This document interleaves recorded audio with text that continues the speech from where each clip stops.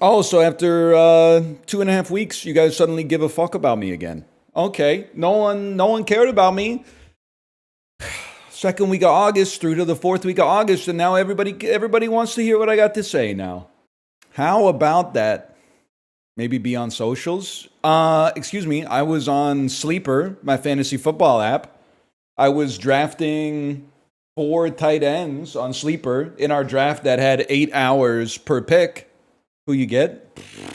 Who don't I have is the real question. Who don't I have? Any good quarterbacks is the answer to that question, because they took all the good quarterbacks early, so I had to wait until like round 8, and then I took C.J. Stroud, who I'm not a C.J. Stroud believer, but I needed somebody to fill the spot. I'm not even messing with you. I got C.J. Stroud, I got Cam Ward, I've got name the worst quarterbacks in the league that are starting. Not the Stroud is okay theoretically, but no, not Flacco, not Daniel Jones. In fact, even worse, I have Anthony Richardson, who is the backup to Daniel Jones. But I don't think that's gonna last. Why'd you get him? Because inevitably one of the good quarterbacks is gonna get injured, and somebody's gonna come knocking.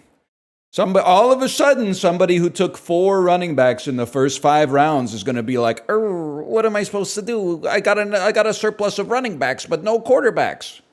Kyle Pitts drafter? Nah, I got the other Pitts. Michael Pittman? Ooh.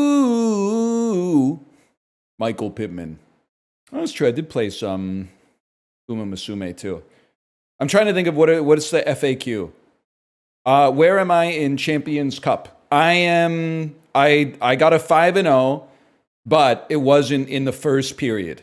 So I am going to make it to the B finals. I think we'll do B finals on stream tomorrow, because it's only going to take like 30 seconds, right? There's probably, I don't expect this to be relatable. I'm not sure there's any more surreal experience than being away from the internet for like 2.5 weeks and then immediately coming back, and like the first thing you do is streaming. It's so fucking abnormal.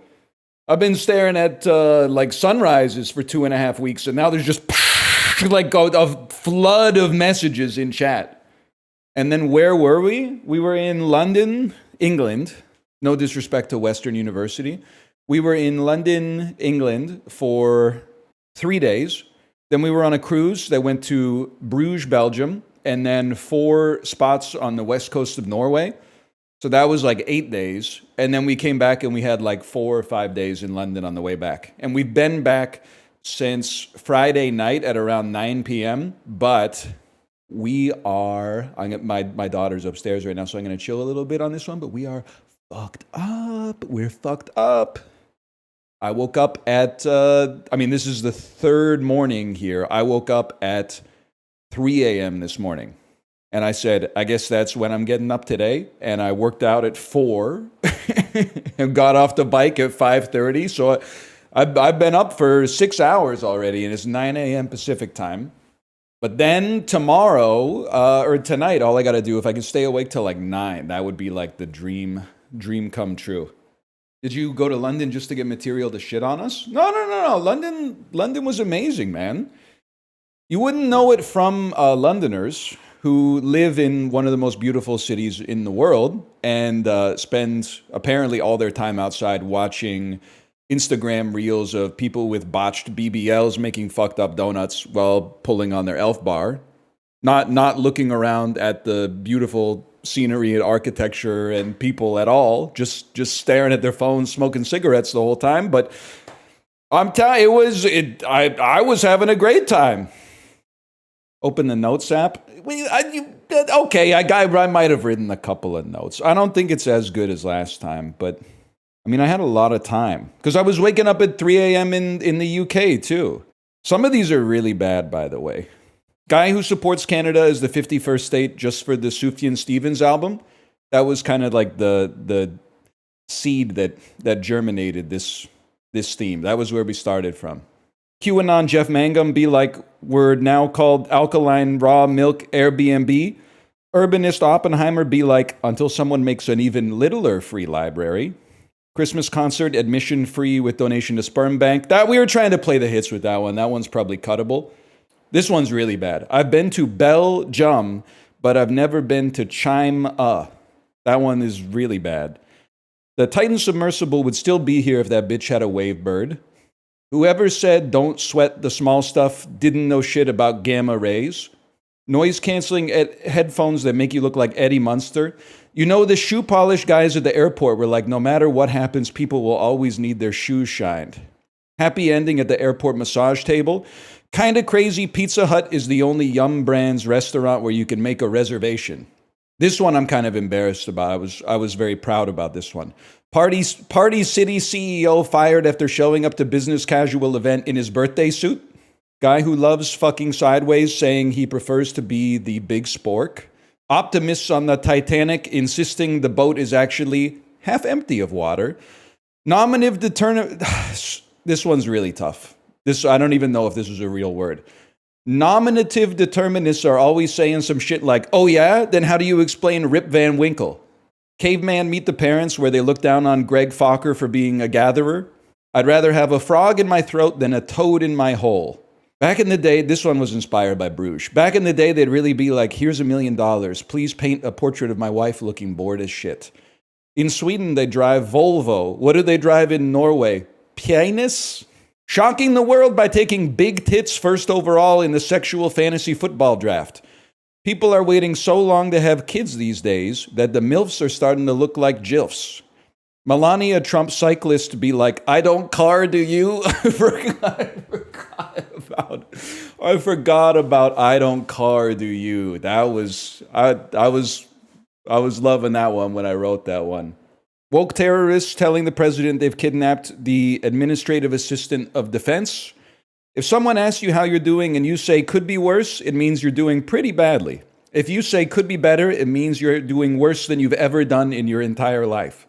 Britons are going to be devastated when they find out smoking is bad for you. So many unions these days are striking, maybe they should try bawling. Aspiring astronaut who wears a spacesuit on his first day of college. I'm trying to read more, but it's hard. I got halfway through The Stranger and said, what's the point? British garage bands be like music for carports. It's crazy how red means stop for us but go for bulls. What should we call the thing you wear when it's cold as shit? How about a sweater? Great job, numbnuts. How bad was 1910's England that Shackleton became one of the only guys to commit suicide via Antarctica? Pansexual Tower of London that keeps you chained up in bionicles? It's a bit of a thinker, to be honest. Ate so much bran they gave me a colonoscopy, called that a fiber optic. Hey, Bob Dylan, if I wanted to like a Rolling Stone, I'd read Mick Jagger's autobiography. Thousands of people have been tortured in London over the years. But enough about the food.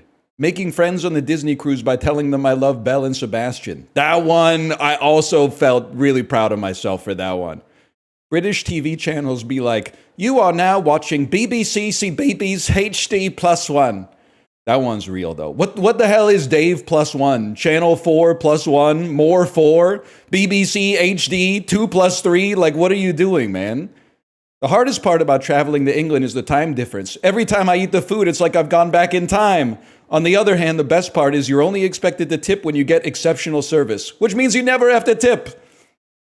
I'm just chilling. Food is pretty good, actually. Norwegian SoundCloud rappers be like, I'm trying to turn this fjord into a Benz. Londoners are so well dressed, even the potatoes have jackets. It's fucked up that inmates are the only people who don't have cell phones these days.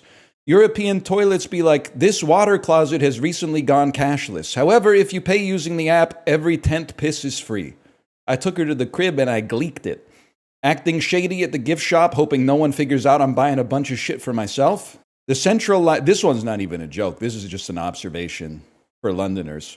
The Central Line train is the diameter of an MRI machine and has all the atmosphere of the Gotham City that convinced Bruce Wayne he needed to become Batman. Bipolar modem telling their psychiatrists they have some uploads and some downloads. And then this one's a real thinker, man. The chicken does the work, but the cook gets the credit. What the fuck was he on with that one? When you see British toilets, you finally understand why people in this country are so against the idea of free refills. I'm getting so old, cashiers don't even bother to ask if I have the app anymore. Guy who's so homophobic he won't even use Just for Men. Gay guy dyeing his pubes with Just for Men. That's a package deal. That feeling when the scissors slip at the pube barbershop. I knew my stylist was depressed, but I never thought he'd commit barbicide. When you towel off after the shower and your cock looks like Bob Ross, greater than sign. Getting my pubic hair straightened so my shit looks like Billy Ray Cyrus. I know I look like I have good taste because people keep trying to pair their Bluetooth devices to my phone. If you dress for the job you want, then the hamburger helper mascot is one horny bitch. You wouldn't be saying that type of shit to me if you knew my average sleep score. And it kind of ends with a whimper, but vampire who gets so depressed they start waking up at sunrise. I think these hit a little harder when you realize that 90% of these were written between 6 and 8 a.m. Me sitting on an armchair in like the hotel lobby, dressed like a normal person, but then just like staring straight into space. Then every 15 minutes typing on my phone for like 30 seconds and then chuckling to myself. And then just going right back to staring into space. Any notable scran? Not really. I mean, I feel like the food in London was really good, but we got recommendations from a fan who knew food in London. So we had some really good food, to be honest with you. Thanks to Joseph. Joseph curated the list of amazing restaurants in London, like central London.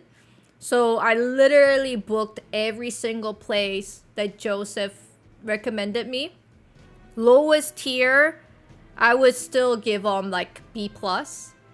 It was the Italian restaurant that was kind of like a cozy, home-cooked Italian restaurant. And like, it was good. That restaurant was good. But that was the worst of the list. You know what I'm saying? The list was so amazing that like a home-cooked Italian restaurant was the worst out of the list.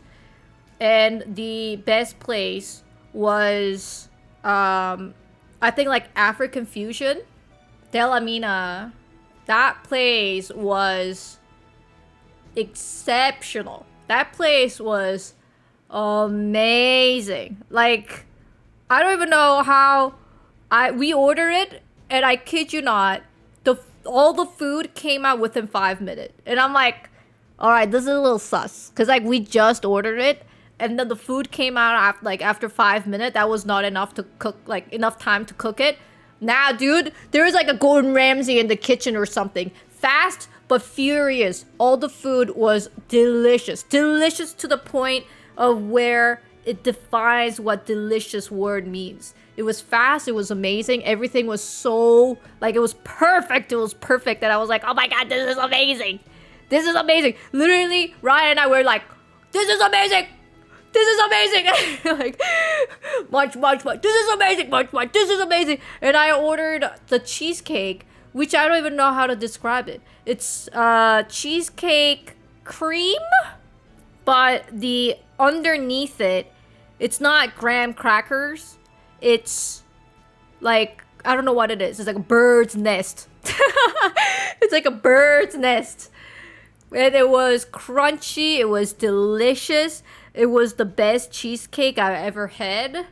Like, the chicken that I had on top of the sweet potato puree was amazing. I was like I ate the whole thing. And then Ryan ordered a shrimp, and shrimp was amazing. It was like unbelievable. It was just so fresh. The shrimp was fresh and like cooked perfectly. It wasn't overcooked or anything. It was just like, it was so freaking so good. That restaurant, hands down, the best restaurant. What was the other restaurant that you said that we had a really good food? I had the salmon, and then you said you're bringing your parents there as well. Fisher's was A+. And what's the other Italian restaurant place that you said? It's in the business district, and it's kind of a hidden gem. It's a little upscale. I had the lobster pasta there. Oh, Campan LA. Yeah, that place was really good too. That being said, There's a couple of things I can't get down with. The baked beans, I think, are bad. I'll call it. I think American all-day breakfast clears the full English. And it's a matter of subtraction via addition. The full English has more. The more they add, the less I want. I'll deal with the tomato, and I'll tolerate the mushrooms, but I'm not fucking with the beans, man. Especially when the beans are not in their own like container, but they're just like splayed out on the platter, and the bean sauce is getting all over everything else. And the mushy peas were not good. You're entitled to like them. I don't think there's anything like ethically wrong with liking mushy peas, but they were, when I ate them, I was like, these are worse than non-mushy peas, in my opinion. If anything, it was like the stereotypical British food that I was like, this kind of sucks. But the restaurants that exist because of the fact that the city has like 8 million people from all around the world, like those places were great, man. See any blokes? Lots, man. Why are you guys smoking so much in England? Or at least in London? It's crazy, man. You got to stop doing that. It's bad for you. That is crazy. I think what I was getting at in this journal entry, I was like, it's crazy. Everyone in London looks like they're so put together. It almost makes you forget that they listen to Coldplay and serve their Chinese food on top of French fries. I was cooking with that one. You guys are dressing too well to be eating like that. In what world do we dress well? Dude, I'm telling you, I had the same conversation with a Londoner. If you live in London and you think people are shabby, do not go to anywhere in North America, but especially Florida, man, because you got to keep in mind, I've been going to Florida a lot, and it is like, why would I wear pants with a fly? It's dinner, not a funeral. Like, people wear their good pajamas outside. Also, I know this is kind of anti-American, so I apologize, but it is crazy how many American tourists you see in London wearing college sports merch. And you're like, when I'm on a Disney cruise and they're wearing college sports merch and the cruise leaves from Florida, I'm like, this is your home game. Like, I get that. But like packing your suitcase in Tennessee and flying that shit across the Atlantic Ocean, and then like, you're like, this is my nice University of South Carolina Gamecocks merch. Like, you don't have like a shirt with like nothing on it, or maybe just like a logo or something? How's that different than someone wearing a Liverpool kit in New York? Well, that person is probably American as well. So we'll start with the similarities, I guess. I didn't really see that much, but did you get the classic thing where a Brit asks if you're American, and when you say you're Canadian, they're like, thank God? No, I assume that I did think about playing the old 1995 card and like sewing a Canadian flag onto my clothes or something, but I was like, you have to admire the United States, man. Don't clip this out of context, because it always makes a turn, and here's the turn. In a time where you have the luxury of hiding in plain sight and not outing yourself as an American, traveling overseas during a time when your country is very contentious, they're still like, nah, dog. It's baseball season. I'm wearing my matching Pittsburgh Pirates outfits every single day. Every single day. They're in Norway.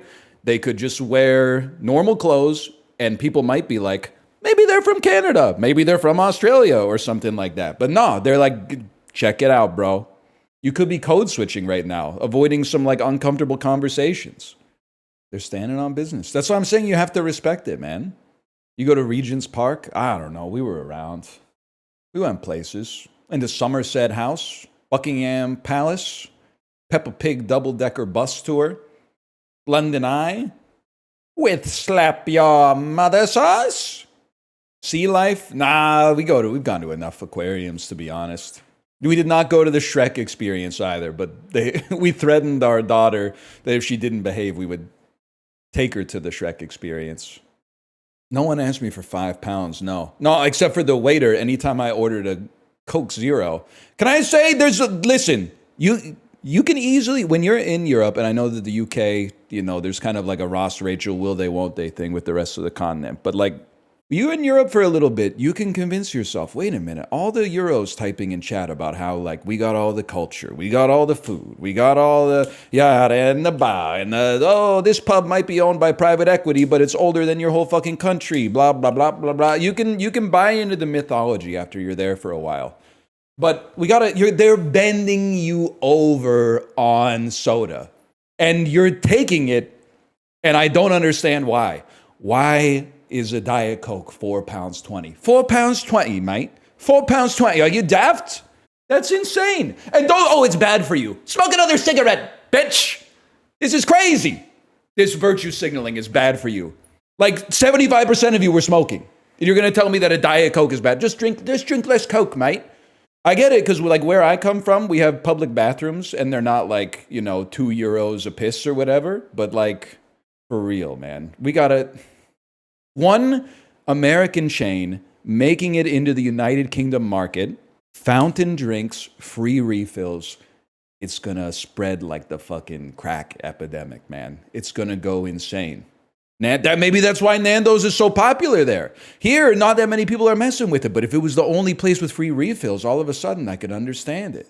It's forbidden in some countries for obesity reasons.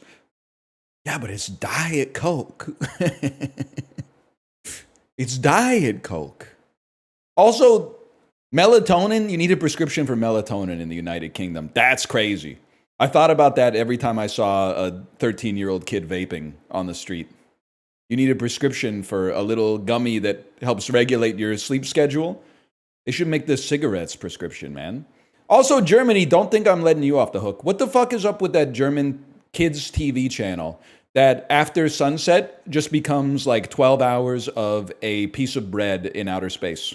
That was what I watched. Burnt das Brot, man. Burnt das Brot. That was we landed in the UK after our 10-hour flight that also had a 10-hour time difference. So we're like 20 hours into the future. I turn on the TV. There's just a piece of bread flying in outer space. Come back 90 minutes later, he's still there, man.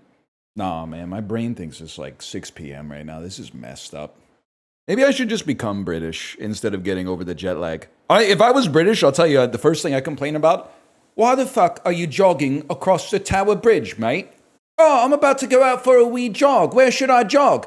Maybe on a sidewalk about as wide as a postage stamp with 10,000 tourists taking selfies. Great idea, you fucking, what do they say? You daft bloke, you lad. Your dad's so skint he came from Ladsbroke Grove, mate. The bit's falling apart. What'd you do in Belgium? Ate some rabbit, bought some chocolate. Bruges was pretty beautiful for sure. I don't know. Based on the movie, I thought it would kind of suck, but it was actually like gorgeous. Every time I'm away from home for a while, I'm scared that I forgot how to drive. It hasn't happened yet, but one day I'm going to get in the car and I'm going to be like, I forgot how to work this thing. You may ask yourself, how do I work this? By the way, someone in chat had a great a joke before the stream started. They said, I'm talking about the kind of head that only comes around once in a lifetime. I like that. That's Anne Hathaway's mom. And that's Ed Harris. And obviously Tom Cruise. Ed Harris is balder here than he is now. And this was like 30 years ago, man. He's a good-looking guy, but I've never seen Ed Harris this bald. Mission Impossible is kind of a crazy answer. Why didn't you just read the answer in chat? It's not a good climate to be wearing jackets like that, but the fit is kind of insane, man. The fit's kind of crazy. New Halloween costume? I'm Ed Harris from The Firm. That's sick though, man. Like you definitely can't be wearing those gloves with that jacket these days. But in the 90s, we thought we had it all figured out, man. The suit is crazy though, dude. The suit is insane. You know who he looks like? He looks like Sigma from Mega Man X. I think Sigma from Mega Man X even had a jacket like this. Wait, can somebody play through Mega Man X really quick? And you got to go to you got to defeat the 8 robot masters, and then the middle of the screen switches from the preview of the level you're going to do, and it becomes Sigma. I need you to give me a picture of this versus the picture of Sigma, where it goes like gun gun gun gun da da da dum. A viewership hit. This Netflix dramedy followed a 31-year-old mom with a troubled past and her teenage daughter since 2021. Squid Game. It's gotta be Squid Game. Kpop Demon Hunters. Dude, we went to a 5-year-old's birthday party yesterday. Kpop Demon Hunters has culturally terraformed the world. At least the world of 5-year-olds. The songs are all top 10. They played everything except Your Idol. I don't think they played Your Idol because Your Idol might be a little bit too scary. Favorite track off of 13 songs? I'm a suggestion guy. Okay, can I say some shit about Fugazi's debut album, 13 Songs? I think people glaze Waiting Room way too hard. If you go to like Rate Your Music and you look at the reviews of 13 songs, 90% of people that have reviewed the album give 5 stars to Waiting Room and then 4 stars to every other song on the album. AKA, they listened to the album one time to put it on their list of, oh, I've consumed this media, and then said, that's probably track 1 was the best one. Give it 5 stars, everything else, who cares? They're missing out, they're fakers. They're fake bitches. I'm saying it. Waiting Room is like the 5th best song on 13 songs, in my opinion. You've got Suggestion, which I think might be number 1. You've got, I really like End the Same. I think End the Same's got a certain do. I'm a bad mouth guy. That was a good pull. I'm a bad mouth guy. I'm a Burning 2 guy. That might be like Van Halen or something. My bad. I like them all though, except like Promises. I don't really care about that much, but Give Me the Cure is good too. Can I just say another thing about England that's really funny if you stop and think about it for a second? The disdain in the service staff's eyes when they see that it's my turn to order the coffee. And they're like, here it goes. Let's see what this silly motherfucker's going to order. But then they're forced to say the funniest question of all time, which is, are you all right? That's a crazy greeting, man. When you clearly hate your customer and resent them being in your coffee shop. You all right? We'll skip the pleasantries, all right? I'll take a large iced coffee, please. And I'm trying not to extrapolate too much based on my experience in like one neighborhood. The coffee shops open at 8 a.m. I thought you were a serious country. Even in Ohio, the coffee shops, which is literally like just Starbucks, but it opens at 5 a.m. It opens at the crack of dawn. 8 a.m.? Are you being serious, man? Oh, hang on. We got a Gwiggler. Why can't you go to the hotel lobby and get good coffee there? Because I might be the only person. I know. I'm not saying I'm in the right for this, because this is crazy. I never thought I would be this guy. I've got to be the only motherfucker on earth who's like, they're starting the hotel breakfast too late. I've never heard another person in history be like, yeah, the real problem with the hotel breakfast is that it doesn't start till 6. Everybody else is like, what the hell do you mean my complimentary breakfast runs like 6 to 7:30? And I'm like, hello, I'm ready to play. I was starting to think of some crazy shit. I was like, there should be some like clothing stores that cater to the morning people out there. There should be like some clothing stores that open at 4:30 a.m. I was like really in my head, like this might be an untapped market, man. What about like a clothing store that's open from 4:30 till 1? What was the British one? Ta-ta. That's how they say goodbye.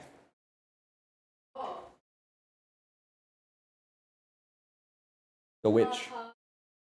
Ta-ta. The witch. Ta-ta. The movie where the witch says ta-ta. Yeah.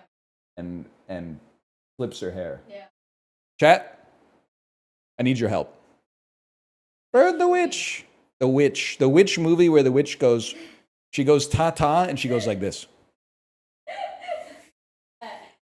Is it Hocus Pocus? No, are you kidding me? Is it Wicked? Wicked. Oh, Wicked! Like this. I haven't seen it yet. I'm waiting for part 2. I don't watch movies that have under a 6-hour runtime. Should have watched more. I can't believe that I watched 3 movies while I was away. I watched Diener 89, which was complete garbage. And then Elio, which I did not really like. And sorry, I'm being Harrison Bergeron by the vacuum here. What was the other one I watched? Oh, Mary Poppins was, I mean, that's a great movie, but it is kind of fucking crazy, man. Next time, call the hotel right before. Okay, wait, I trust Guigler on this one, man. Ask for coffee at 4 a.m. They'll fulfill it, I promise. Guigler, what's your fucking Marriott Bonvoy status? Because I think we're only... We might be gold or something like that, but you sound like you're in a different tier, man. I don't think they're bringing me a coffee at 4:30 a.m. They might beat the shit out of me. Triple platinum? That's crazy. Just go back to sleep. I literally can't. But that's where I do the notes app, man. That's why I wake up the morning routine was like 6 hours long. I wake up at 3:45 a.m. on vacation, 2 fridge coffees to the dome as fast as possible, quick poop in the bathroom, take a shower, put on my clothes, go sit in the bed until the coffee shops open up, go get a coffee that I don't even know what it is. I'll take a flat white, please. Nobody knows what it is, but it tastes pretty good. Then I bring the coffee back to the hotel, and I sit in one of the armchairs, and I just look straight ahead until I go, and then I type it in the notes app. You know, the other thing is crazy is being from like one of the most expensive cities on the planet and then traveling to London and being like, how do people survive here? Like if you live in London and you're not making like $1 million a year, like how are you? What's your secret? Because that doesn't make any sense to me. You live in Vancouver? I know it's worse, man. It's worse in London, or at least with what we were doing. It's like everything's the same price, but in a different currency that is twice as, well, I don't know the market cap of the Great British pound, but £1 is like $2 Canadian. Was Norway more expensive? All right, Norway might have been more expensive than London, and I will say we had the worst sushi of our entire life in Norway, which was buyer beware. And we kind of knew going into the restaurant that we were probably going to tank the worst sushi we've ever had because my wife had a sushi craving, and she's like, I just got to know. Why get sushi in Norway? I don't know, because it's about a meter from the ocean or whatever. And also, the Google reviews fucked me. The people that were reviewing these restaurants do not know what they were talking about, because it was like a 4.4 out of 5. People were like, I travel here all the time, and this is like the best sushi I've ever had. And it was fucking terrible, man. It was horrible. And they don't have free refills. Is it just North America that's got free refills? But at least in Norway, they have the audacity to charge you €5 for a Coke Zero, but it comes in a big fucking glass. Comes in like a pint glass. You're paying £4.20 for a Coke Zero in the UK, and they're bringing out one of those fuck you 200 milliliter bottles. 200 milliliters, bro? Get a fucking life, man. That's crazy. That's like, it makes me sick. You get used to no free refills. Okay, this is making me laugh. 1 second here, because this is, I can't keep 2 parallel thoughts at the same time right now. My brain's just not there. But like, that's not the Red Hot Chili Peppers, man. Or is it? That's Will Ferrell. And that's Anthony Kiedis. But that's Iggy Pop, bro. What's Iggy Pop doing how the hell did a polar bear get to Arlington, Texas? He's mogging? It's so funny to be like shirtless but have those glasses on. And I say that from experience. How was Norway? It was good, Talia. It was good. I went to the sardine, the label and canning museum in Stavanger, Norway. Anyone ever been to the Canning and Labeling Museum in Stavanger? Yes, I have. There was an exhibit in there that got me thinking. It was like, historically, words and pictures are in competition for being like the dominant medium for communication. And maybe the rise of social media has led to like a 3-century change. Like words have been dominating since the printing press came out, but before that it was like cave paintings and shit. So it was like maybe words are finally losing the battle to pictures. And I was like, maybe that's why I'm so pissed off all the time. Because I'm a word guy. I like to read. I do my best work in writing. Second best work probably in talking. And I'm a pretty good listener. I don't give a fuck about pictures at all. Paintings, sure, a little bit. But pictures, you literally didn't do anything. Sure, here's my picture of this beautiful sunset. Okay, you didn't make the sun, buddy. Why do I? Okay, you took that on your iPhone, huh? What an amazing picture. I'm an asshole, I guess is what I'm trying to say. We need to bring back words, is I guess you didn't make the things your words are on. It's the Notes app is innocent, okay? The Notes app is innocent. Also, I be learning new words all the time. Just yesterday I said, hey, what does prelapsarian mean? It means from way, way back in human history, before the fall of man, bitch. Thank you, Camus, for that one, by the way. We take those. Can I also say this stream is dedicated to the guy that I saw on the train in Southampton who said, northernlion, the hell are you doing here? I forgot to mention that. Which has more monthly searches, England or the Red Hot Chili Peppers? Absolutely no idea. I think people might do some research on England, but more people would be like looking for like, hey, what's up with the Red Hot Chili Peppers? Oh, they're tied. Who would have thought that doesn't seem right to me? That doesn't seem possible that they would both be at that conspicuously round number, but okay. I think Chrome Extension, probably less than the Red Hot Chili Peppers. Trumpet. You can just tell that's what this dude is sounding like right now. You know what's crazy? As you guys are Lou Bega search history, it's crazy seeing a picture of Lou Bega for like the first time as an adult and being like, wait, that dude was not like 47 when that song came out. He was literally like 24. When I was 11 and Mambo number 5 came out, Lou Bega was the oldest man I'd ever seen in my entire fucking life. I had another thing I didn't write down in the Notes app because I'm not sure if it hits. But the text was just going to be that part of the Dave Chappelle comedy special when it starts to sound like a Sun Kill Moon song. But I don't think it's just a little too disparate to come together. You know when he stops telling jokes and he starts telling a story? And you go, oh, here we go again. New Line Cinema had a movie that in its second week grossed $18 million, starring Judith Hoag and Elias Cote. It's the fucking Teenage Mutant Ninja Turtles movie, bro. It's Teenage Mutant Ninja Turtles. Hey, dude, this is no cartoon. A quartet of humanoid turtles trained by you can just tell the movie trailer guy voice is like dripping off of this. A quartet of humanoid turtles trained by their mentor in ninjutsu. Touchstone Pictures starring Richard Gere, 1990. Maybe like a Fatal Attraction type shit. It's a romance. It's Romancing the Stone, bro. It's nothing. Oh, it's Pretty Woman. It's fucking Pretty Woman. Richard Gere doesn't have gray hair in this movie. My whole life is a lie. I thought he's had gray hair like since birth, man. In my head, I have memories of Pretty Woman where he has gray hair. It's the Mandela effect. What? In better times, I'd have a joke for that. Jim Varney. That's going to be maybe Ernest Goes to Jail. That's so embarrassing. Oh, fuck. How'd you get that? I think that was like maybe the second Ernest. It just seemed like the timeline was right. Like, I think maybe Ernest went to camp first, but then he went to jail after that.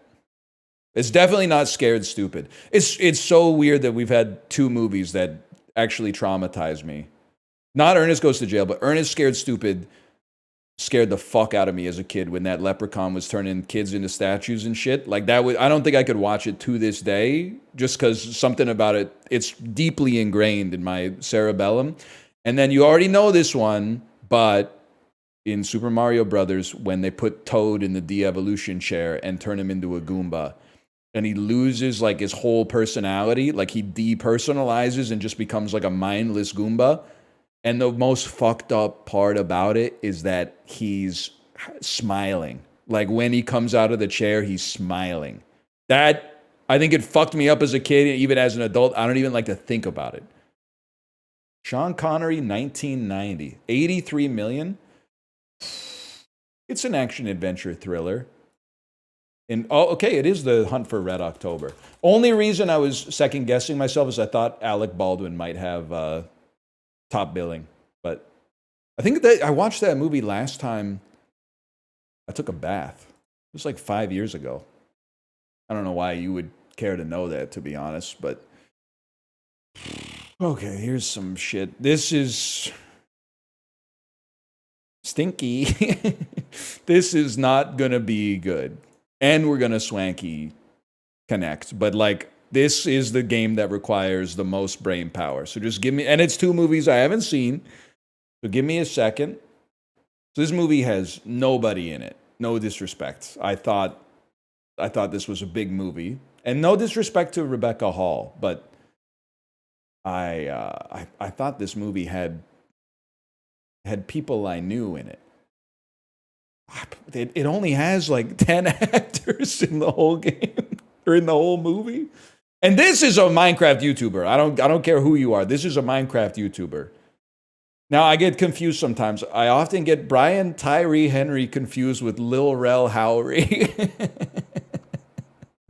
I think, which one's the one from the Eric Andre movie where he gets fucked by the gorilla in the zoo? That one that's Bad Trip, right? That's Lil Rel Howery. Frances McDormand. It's got to be Pete Postlethwaite, The Town. Ben Affleck. Good Will Hunting. Matt Damon. Oceans, I'm taking the long way. George Clooney, Burn After Reading. Frances McDormand. Nomadland. And where anyone else in this thing, man? There's Bob Wells. I don't know if Linda May's been in anything else. about Bob Wells. It's just a lot of Nomadland merchants in Nomadland, huh? Because I guess they're like real people. How about you, Derek? Oh, shit! The Rider. Oh, fuck. Brady Jandreau. Oh, no! Okay, take me back, Derek Janis. Take me back to... I didn't know how good I had it, man. Holy cow. I saw 2 of the same last name as the top 2 billed in the movie, and I was like, oh, fuck, this is like a school project or something. How about you, Warren Peace? Oh, now we're talking. Okay, now we're talking. We're trying to get to Gal Gadot from the films of the Coen brothers. You can tell Michael Stuhlbarg's a real actor. In fact, all of these guys are real actors, because these are not headshots, man. This is like first day at the office type, like we got to get a picture for an ID card. Minecraft YouTuber. Actually, I'm not even joking. I think this might be Peanut Butter Gamer. And I'm not saying that's bad. I'm just saying I didn't know he was in this, I guess, is all I'm saying. This is why he's my fucking goat. Because you know how much, honestly, this looks pretty bad, to be real, just from the poster. And this looks pretty bad too. But you know how much dog shit straight to streaming movies Michael Stuhlbarg could have done between 2022 and 2025? John Cena and Idris Elba have done like 19 shitty movies in that 3-year period. Stuhlbarg, he's waiting for his project, man. He's waiting for it. Shows too? And that's what I'm talking about, man. This guy said, nah, call me when you got something as good as Call Me By Your Name, which has Timothée Chalamet, who's in Dune Part 2 with Zendaya, who's in Challengers with Mike Faced, who, of course, was in West Side Story. He played Flick, I think, and then you got Rachel Zegler with Snow White, and that's 7 minutes and 5 seconds. We take those. It's a big, beautiful movie. I was kind of crashing out on the Cruise TV watching It might have been one of the funniest things I've ever seen on live TV, but Trump revealing the Kennedy Center nominees one by one, and each one getting increasingly funny. And like Kate was like, "Why are you laughing?" And I was like, "There's way too much to explain here." But he's like, "It's one of the first." It was like the guy from Broadway, and I don't know anything about Broadway, so I was like, maybe this guy deserves it. He's like, one of the foundational American music groups, and I was like, "Who's this gonna be?" And he pulls off the fucking curtain, and it's Kiss. I was like, I can't believe this, man. And then we can't forget about one of the great American actors, and it's like Sylvester Stallone, man. And he was like, they did boxing movies. They make a lot of them. Boxing movies might be the most popular movie type that's ever been made, and I've seen a lot of them. Sly had no money, nothing, and he went around, and everybody wants to do a boxing movie. It's the most, probably more than any other type of character, boxing, always boxing. It's so great. And there's rarely been anything like this one. No notes, man. They really don't make that many of them. They made a lot of Rockies. I'll give them that. Apart from that, there's like, I don't know, maybe 7 or 8 boxing movies. They made like 15 Rockies, but Raging Bull, which my friend gave a 2.5, not even 2.5, a straight 2 out of 5. That's crazy. Even if you didn't like it, you gotta lie and be like, that's a 4.5 and a heart, and then write some shit about the like cinematography or whatever. I don't know anything about hockey. I keep accidentally drafting people in my fantasy football league that they've been arrested. I draft a guy, he's top of the draft board for players that are remaining, and then all of a sudden people are like, NL, you can't draft that guy. He's incarcerated right now for domestic abuse. Yeah, get Sean Junkins, man. Then I draft another guy. They're like, oh, he's going to be goated this year. He's going to be crazy. He's serving a 4-game suspension for using like Nair on his balls or something. I don't know, man. Yeah, I got Addison or whatever his name is. Addison Ray, I think. Who you got at QB? I don't want to talk about it. I got 4 QBs. CJ Stroud, Cam Ward, Bryce Young, and Anthony Richardson. And 3 TEs. But I had 4 TEs, but I dropped my 4th TE to pick up Najee Harris, head eyes, because he's been removed from the injured reserve and is going to be ready for week 1. Straight ass. They took all the good QBs early, man. That's why I was able to get 4 awesome tight ends. Don't even talk to me. In the 12th round, somebody in my league took Tom Brady. So, age 48. But you never know, man. If the Raiders lose the room, pick up Penix. We had an AFK drafter who got all the funny names. So I think he got Michael Penix in like the 3rd round or something like that. I'm just gonna say it, bro. What's the fit? What did they do to my man Keanu Reeves with the fit on the cover here? The fuck ass Lululemon ABC trousers, and what is the shirt even, man?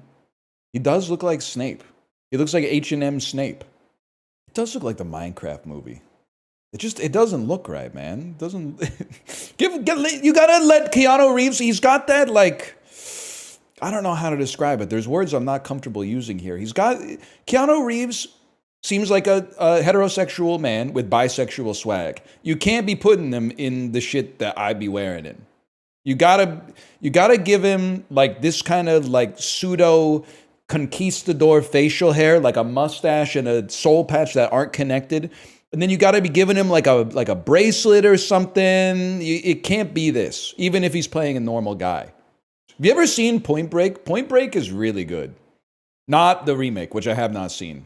But Point Break is, I'm trying to think, it's in that genre. Someone should make a letterbox list for this if it hasn't existed. Dumb action movies that are actually really smart. Face Off is in there, for sure. Speed is in there. Crank 2 High Voltage I would not put in there, but I do love it. Heat is not in there. Heat is a smart movie that's good. In Point Break, like here's what I'm looking for. If you're not familiar with the concept of Point Break, Keanu Reeves is an undercover FBI agent who infiltrates a gang of surfing bank robbers who dress up as American presidents to rob banks, but mostly are driven by a pseudo-philosophical urge to always push the limit of extreme sports. Skydive, surf, car and motorcycle chases and stuff like that. It's good, man. It's good. And Hot Fuzz was right. He fucking does shoot his gun in the air and say, what's the dude's name? Bodie? When Bodie's wearing the fucking Ronald Reagan mask and he's on the fence and he looks back at Keanu and then Keanu's got him lined up in the sights and then Bodie's like looks at him for a second and then he's like, you don't have the fucking stones to shoot me. I'm fucking Bodie. And then he just climbs over the fence, and then Keanu goes, ah! Tung, tung, tung, tung, tung, tung. Macular, a noun meaning spot. Shit related to your eyes. Homiletics, a noun meaning the art of preaching. Homiletics. Oh! It's an eye! Homiletics. It's an eye. I should know that. My kid's upstairs again. I was in a fuckload of churches while I was away. Also, Belgium, you're pissing me off.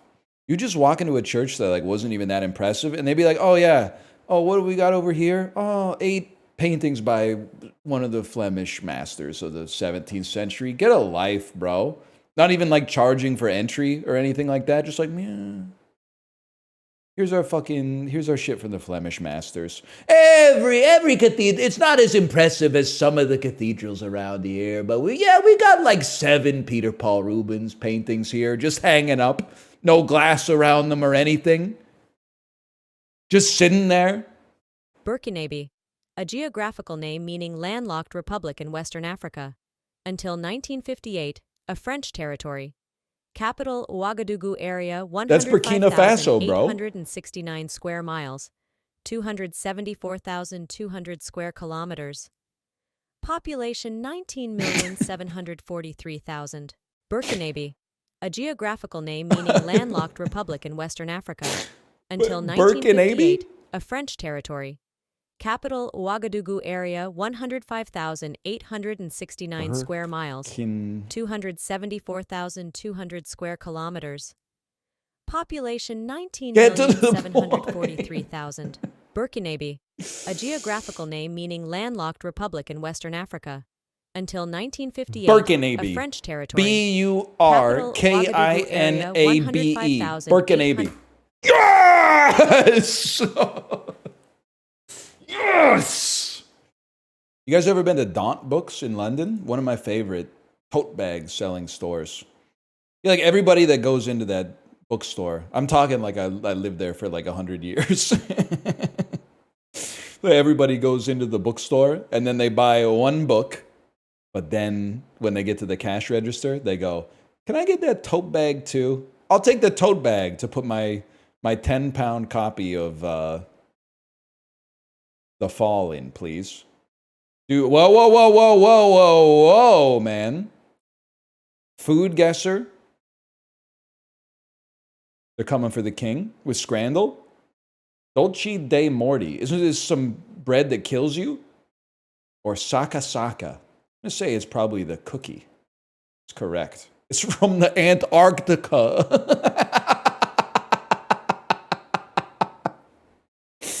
That shit was from fucking Antarctica, bro.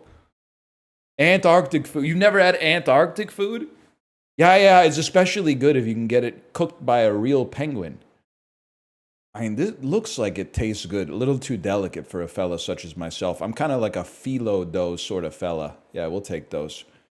Bihari kebab or satay kambing? Kebab versus kebab. I gotta be honest with you. This looks better. Everybody wins, that's true. It's like the opposite of Alien versus Predator. Whoever wins, we lose. Whoever wins, we win. Nah, the glazing is crazy. Peanut butter and jelly sandwich. The absolute worst picture of a peanut butter and jelly sandwich you could possibly take. I have no idea what I'm looking at. It's oozing out of the bread. This does look like Nutri-Loaf in a banana leaf, though, so I got to go PB&J on that one. PB&J is pretty good. The hell is a gingerbread cookie from? This this seems like it's steeped in European tradition. Like, you used to make, like, the cookie was originally, like, something you made to ward off evil spirits or something like that. Like, this is a German house, man. I don't know what to tell you. Like this, they're not doing shit like this. This is from Arendelle, bro. They're not doing this shit in America. This is not the United States. This is, I can't believe this is not Germany. Northwest of Germany, but not Denmark. More west than north, but not touching. Belgium? Is it Belgium or the UK, I feel? Gingerbread man. United Kingdom. Okay. I must have missed that when I was over there. I would probably yum a gingerbread man, though. 8% yuck? The world is full of virtue signalers, man, especially when it comes to food. That might be the thing that people virtue signal about the most. Oh, a fucking beautiful cookie that's like 1% spicy? Nah, I'd rather eat the shit in a bowl. Bro did not go to Greg's. Excuse me, I went to Greg's in 2015. I've already experienced Greg's. Can I say something? I expected, and this is not the only restaurant I ate at in London. Don't try that on me, okay? I've been down this road before. Spend 2 weeks in Japan, you eat McDonald's once. That's all anybody can talk about. Guy went to play my dream destination and ate one shrimp burger. Oh, it's so disgusting to me. Meanwhile, what are you eating at home? Beef burger. Makes me sick. Sorry, I'm shadowboxing, but went to Pret A Manger. And I expected it to be total ass, because those kind of like quick service coffee shops in North America are always total ass. Pret A Manger, not that bad. Not that bad. If you think that's bad, I'm saying this for your own benefit. Do not go to North America, because you'll go into a coffee shop in North America, a chain coffee shop at least, and you'll be like, wow, what's the worst that can happen? At least it's going to be better than Pret A Manger, and then you're going to get on the next plane to go back home. Worst coffee on earth? Well, I didn't get my coffee there because it didn't open till 8. Instead, I used the fuck-ass Nespresso in my hotel room, where I don't even know, why does every Nespresso work differently? Because every single one, they have a different number of buttons. The one that I had to use in my hotel room, you fill up the reservoir with water, and then you press the big cup button, and then the big cup button and the small cup button both turn green, and then you press the big cup button again, and then only the big cup button turns green. Then you wait for 30 seconds and nothing happens, so you push the big cup button again, and then both buttons turn green again, and then I push the small cup button, and it goes, burp, and then I hit it again because I don't want a small cup of coffee. I want a large cup of coffee. So then I push the big cup, and it goes, burp, and it spits out the coffee eventually. Who got him going on the Nespresso? It's better than the fucking Joffrey's Bunomatic fuckface swill carafe. Okay, so that was like a big quality of life improvement to not be drinking out of like the brew bags and shit. But that shit sucks. Yes, absolutely. They got me going, man. What's the normal whole number human body temperature in Celsius? No, that's Fahrenheit. Wait 1 second. Okay. 98, subtract 32. 66. Divide by 2 is around, is it 36? The list of prime numbers that stay prime when you reverse the digits goes 13, 17, 31, and then 37? Okay, 37. 36 is... They're saying the quiz is wrong. They're saying I'm going to get my points back. Okay, huge. On an Entertainment Weekly list of the best filmmakers, Number 6 was a guy born about 6,700 miles from New York. I mean, that's got to be like, I think Kurosawa, Japan is more than 6,700 miles from New York. It's like 10,000 kilometers. Let me think about that. Vancouver to Tokyo is like a 10-hour flight, and it flies at 800 kilometers an hour. But then you got to do, because the Earth is a globe, they fly that shit over like Greenland or whatever to get where they're going from. The important thing is, I'm sorry to all the people on the East Coast, okay? But the Atlantic Ocean is nothing but a fucking peanut, man. It's not, any Pacific heads here? The Atlantic Ocean is like a joke. I can't believe that they had trouble getting across that thing. Pacific is a beast, man. The Pacific is a nightmare. The Atlantic is like, people can literally swim across it, man. It's the kiddie pool, exactly. Anyway, I don't know. 6th best filmmaker of all time? Probably Kurosawa. Less Plane Time, that's a dub in my book. It is crazy. I was really jealous of like people from New York when I was in London. And I was like, it's a 5-hour time difference? And the flight is 5 hours? That's nothing, man. Why would you ever travel from New York to anywhere that's not Europe? Like, if you're going don't go to Los Angeles with 5 hours, man. Go to like Kristiansand, Norway or something like that. It's 7 hours? Okay, watch another fucking episode. Watch another Netflix documentary about the cruise you can't poop on or whatever. Okay, Scrandle. Now that I've been to England, post-Scrandle, there's no shot that I'm not winning this, even though I saw none of this food. Meatball sandwich? You're using the term meatballs. This is not what I would expect if I ordered a meatball sandwich. Even at £2.90, mate. £2.90. I could get 12 centiliters of Coke Zero for that £2.90. Are you mad? I mean, this looks pretty bad, and it's very expensive. I'm gonna go with you're crazy. With the ooze on, that's horrible. I don't even care what no food should look like this.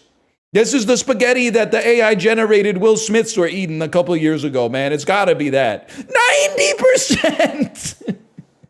No, man. I mean, I just don't. It just looks like a bunch of batter in a pita. I think I gotta go with the Ochina. I don't know if that's how it's actually pronounced. That might be 18 plus. It's the worst looking hot dog I've ever seen in my life. And pretty bad looking. Actually, if you cross your eyes, the hot dog actually looks pretty good, but maybe not as food. But if you look through the image a little bit so you're focused on a point past your computer monitor, it's probably going to be this, though. 9% of people wouldn't eat that. Okay, Batman/DJ Khaled or whatever. In my heart of hearts, the purity of my soul, I believe that this culinarily beats this, even though this has a lot more colors associated with it. I think that's people that have not been outside will never eat anything like that's too much mayonnaise. This is a tough one, man. That's like, it's not as Will Smith spaghetti. People really like mayonnaise. I gotta go with that. Horrible picture, man. You can't be going. This picture is art in the sense that a person created an image that they wanted to put out into the world to convey a message. But you gotta be trying a little bit harder than that in 2023. Like, what did you take the picture with, man? This is crazy. Like, you're so drunk that your phone's vision is blurry. This, on the other hand, if I may, it has a certain bereftness of spirit. This looks like a plate that was created not by a chef, but rather by like private equity.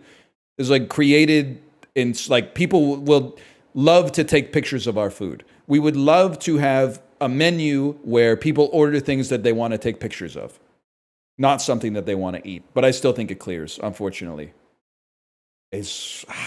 Dude, is this it? Is this where I come out as British? Because this looks all right, but it's £12.80. You must be daft, mate. Are you all right? I didn't eat one of these, and these are bad. The mushy peas are bad. Justin is actually British. That's my September hypothesis, is that Justin is British, because I don't think you could fake liking mushy peas unless you're British. So I think he may actually be secretly British. Or as he says, Euro-divergent, which is very good. But, all right, that's crazy. You had bad mushy peas? Are you telling me that the pub in the the departures terminal of Heathrow International Airport is not a paragon of British food? No. The place before security.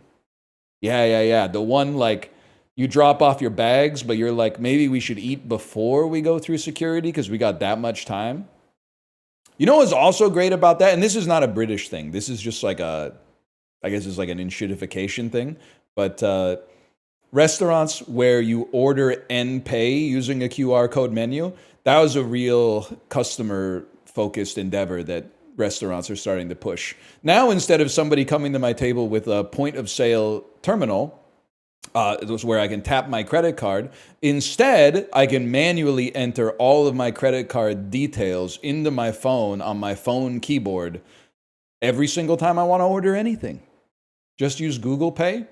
All right, but no tips. There's no tips because I haven't spoken to a real person. That's fine. Well, you get the world you deserve. Terminal 5 of London Heathrow Airport. That's your fucking dream destination. That's your happy place, Happy Gilmore. Damn, you flew British Airways? You know too much about airlines, bro. How'd you know that was British Airways terminal? That's BA only. It was pretty good. And can I also say something? How stupid were the people that built the London airports? You're telling me the two biggest airports in London aren't in London. They're 90 minutes drive outside of the city, and they're right next to each other. They built the fucking airports right next to each other, an hour and a half outside of the city that they're built to serve. What were they thinking? They're very close, okay? You take the same road, because I'm the kind of guy, when I travel, I lock in. I wasn't looking at my phone going to the airport. I was looking out the window, soaking up a little bit of culture before I got trapped in my seat for like another 10 hours, right? 20 signs in a row. Gatwick and Heathrow this way. Gatwick and Heathrow. Gatwick and Heathrow. The last intersection was like Gatwick this way, Heathrow this way. Crazy. Also, one time at Waterloo Station, we needed to get a train from London to Southampton. We bought the wrong ticket. Do you know how bad your system has to be for two people? One guy who has only spoken English his entire life to not understand how to buy a train ticket in the country that invented the English language, the only language that I speak. What the fuck do you mean? Like, they expect you to be an expert on United Kingdom trains to buy a train ticket. I was like, I want to go from Waterloo to Southampton Central. They said, okay, what kind of ticket do you want? Peak or not peak? How the fuck would I know what the peak hours of your fucking train are? It's the most insane question I've ever been asked, man. So of course I go off peak because it's like £6 cheaper. And then all of a sudden it's like, oh, you can't even take that train from the station you bought the ticket with. You got to take the tube from Waterloo Station to Clapham Junction and get on the train at Clapham Junction instead. Even though the train from Waterloo Station is going through Clapham Junction to go to Southampton Central. So then I gotta wait in a big line where I go to talk to a real human being, and I'm like, well, I think I bought the wrong fucking ticket. I guess I'm a fucking idiot. Even though, like, literally the only language I speak is the one that you're speaking here. And they went, oh yeah, actually, here's your problem. You got two problems. You can't buy this one because this one's UK Metro and this one's Southwestern United Kingdom train service, which is blah, blah, blah, blah, blah. And also you bought off-peak hours. You need peak hours. And then blah, blah, blah, blah, and then all of a sudden they're like £7.80. It's crazy, man. You know what I loved about that, though? I Googled it to be like, why the fuck can you buy a ticket from Waterloo Station that doesn't leave from Waterloo Station? And I expected that all the comments would be like they are on Twitch right now, which is like, Well, it's actually better this way because I've been immersed in it my whole life. All the comments on the UK Reddit were like, no, you're right. It's basically the dumbest system of all time. Also, you can't talk to anybody because they're firing all the people who work in the train stations now to save money. I respected that they were being honest. In North America, they're not like that. They're like, oh, actually, it's good that this shit sucks. Because if it was good, more people would use it. This one's not going to go well.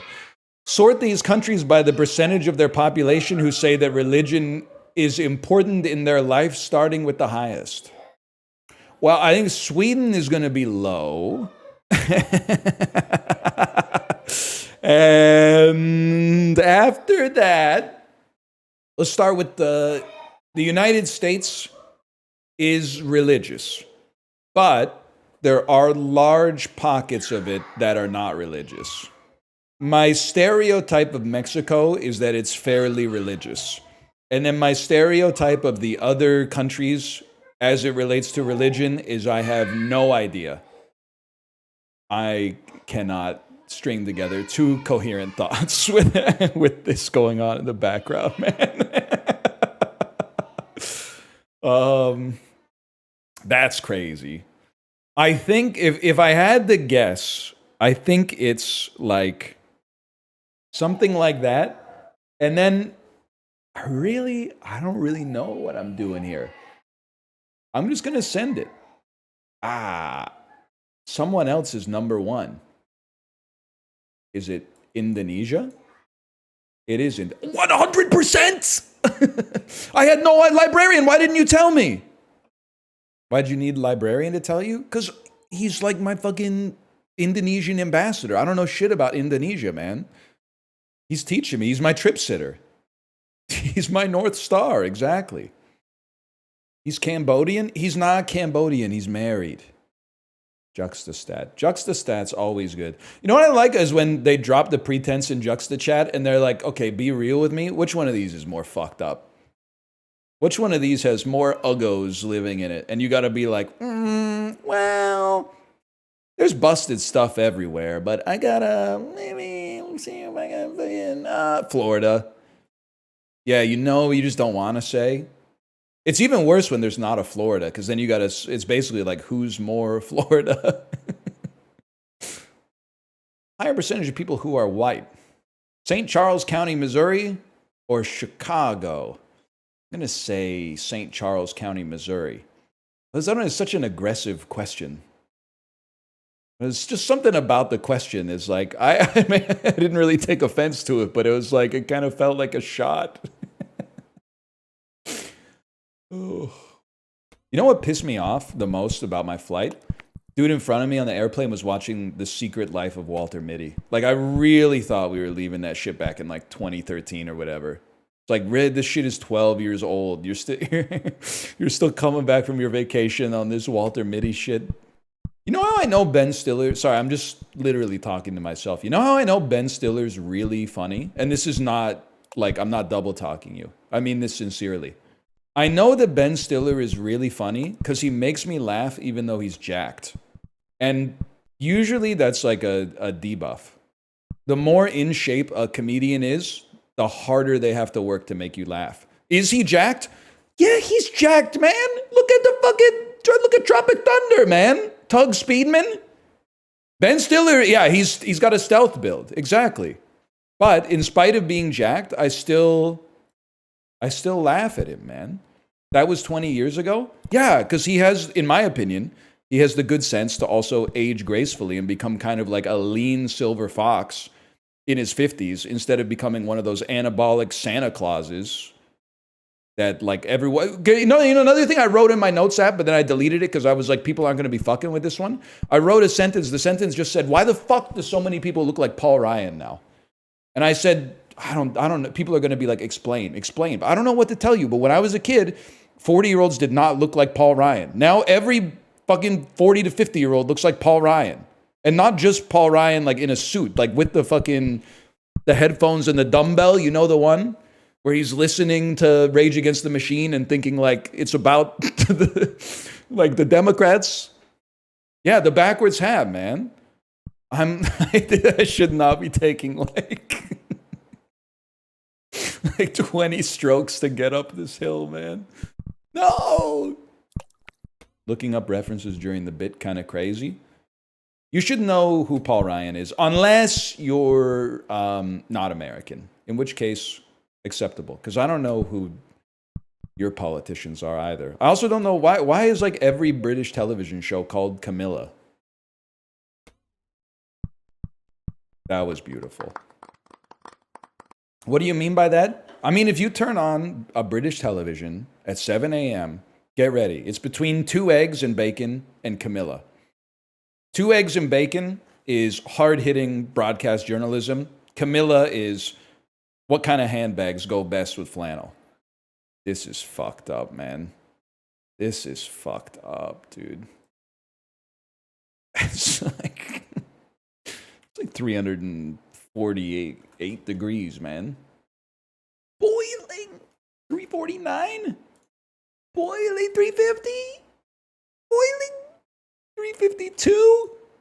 Oh, not many people have the stones to go to 352 there when 351 is right there. Oh, that would have been heartbreaking. It would have broken my heart. You think your crew would love you or throw you overboard if you were a 17th century sailor? Keep in mind you're on voyage for months. I think if I was an officer, there's a chance they would throw me overboard because I have a certain haughty vernacular that would, in my opinion, emphasize the difference between the officer class and the general seaman. And that would rankle them more. I have an organic, smarmy attitude for sure. But I think if I was in the class of just able-bodied seamen, I think they might have me be their fucking mouthpiece when the mutiny starts. I think they'd be like, get the wordy guy up there to speak with the officers. He knows how to speak officer. So it really depends where I was. I was kind of crashing out reading about Shackleton when I was in London, man. The dude really did, and I'm not trying to make a joke about it, but he went to Antarctica when World War I broke out. He said, fuck this shit, I'm out.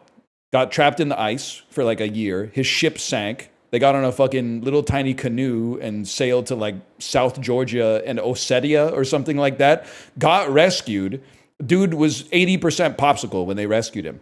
Went back to England for like a year and a half. And then was like, I'm going back to Antarctica. How fucked up was 1910s England, man? Can you imagine being Shackleton's wife? He's like, he just got back and he's like, what do you think? I'm thinking one last expedition would go fucking crazy right now. The food was that bad. That's what I'm saying, man. He had beans on toast once and said, fuck this. I'm going to go have a heart attack on like the Falkland Islands or whatever. Was he just stupid? I mean, I'm trying to be charitable, but the Antarctica almost killed him. And he went back, the safety of 20th century Europe. Said, fuck this shit. My heart belongs to Antarctica. All right. Whatever you say, man. Chinese investment abroad. Foreign direct investment. Foreign relations of China. Li Keqiang and Xi Jinping.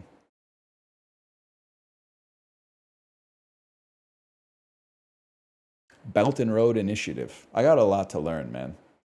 Acid anhydrides. Can we go back to the China question, please? E-number additives, fire suppression agents, household chemicals, inorganic solvents, nuclear reactor coolants. Buddy, this is water. Am I crazy? No, I can't. It's ozone. I was like, 3 atoms suppresses fire? Yeah. Are you thinking of what I'm thinking? Inorganic solvent? Bro, I've been drinking it for years. This is ozone. Oh, fuck, it's carbon dioxide. Fuck. I like to see myself on the right side of the median here, though. Yeah, you're center right. I'm literally not, but I can't even refute that because I look like I do. You wouldn't believe it. I'll be doing all sorts of shit that's like slightly left of center for your information. I'll be doing all sorts of vaguely liberal behavior in my home and professional life. You wouldn't get it, man. You wouldn't get it. 1999, 500 million views. This is like right in my wheelhouse. Probably Bye Bye Bye by NSYNC. Yep. It's Livin' La Vida Loca. Yeah. 100%. Easiest of all time. Woke up in New York City in a funky cheap motel. That's, you're laughing. That's a thing that really happened. That happened to a guy. She took his heart and she took his money. Must have slipped him a sleeping pill. You like the song? I could take it or leave it, honestly. I don't want to make any enemies. People still mad at me because I said TikTok by Kesha's not a great song. Oh, that's really bad.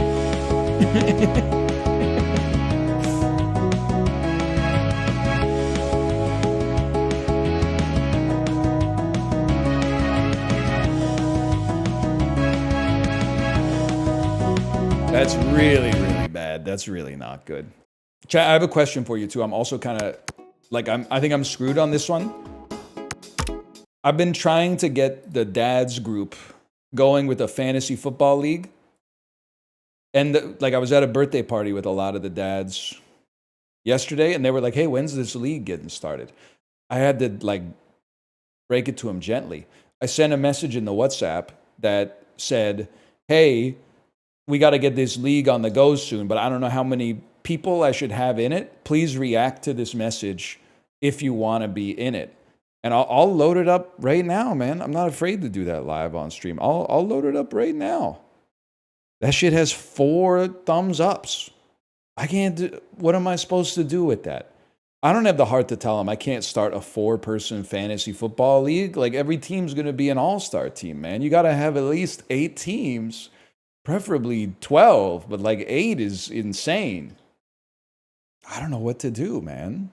I don't know. I feel like they're kind of like the 4 that have reacted are like, damn, we got to get this show on the road. The season starts in a week. But I'm like, but I only got 4 people. We can't have a 4-person fantasy league. It just doesn't make sense. Open it up to the moms. Let's not go crazy. It's desperate times. I don't know if it's that desperate.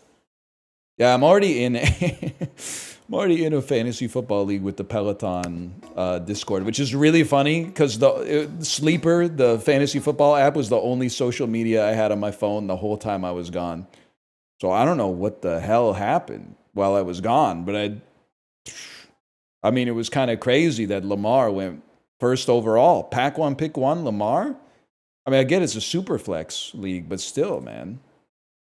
Power rankings for our fantasy are out. GG. What do you mean, GG? Didn't you see I'm now predicted to beat punter Biden week 1?